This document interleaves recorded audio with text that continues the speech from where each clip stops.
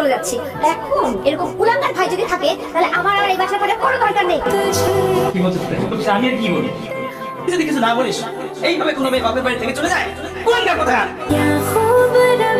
Phone দিচ্ছি তোকে। বাসাতে ফোন দিচ্ছে, কাক করে বের হয়ে আসছি, এই জন্য ফোন দিচ্ছে।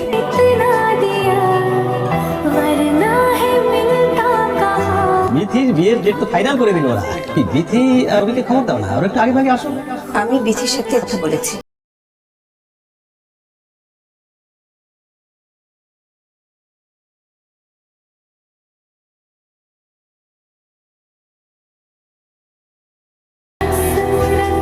এতগুলো টাকা তুই কই পেয়েছিস? নিশ্চয়ই চিন্তাই করেছিস। দুলা ভাই আমাকে টাকা দিচ্ছে।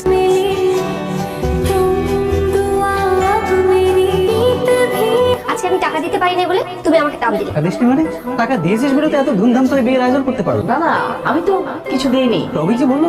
অভিকের মতো একটা ইরেসপন্সিবল ছেলে তোমাকে কি বলেছে না বলেছে সেটা নিয়ে তুমি আমার সাথে কথা বলছো। এতগুলো টাকা কিভাবে? যেটা ভেবেছিলাম সেইটাই, কোথাও থেকে চুরি অথবা ছিনতাই করে টাকা এনেছে।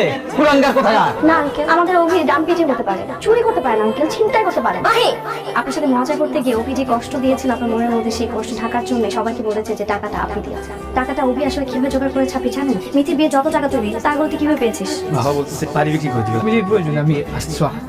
আমার জীবনে লাভ কি? ফেসবুকে একটা অ্যাড দেখলাম নুরুল ভিত্তিতে কিডনি প্রয়োজন। ওই নাম্বারে ফোন দিলাম, দেখা করছি, টাকা দিচ্ছে।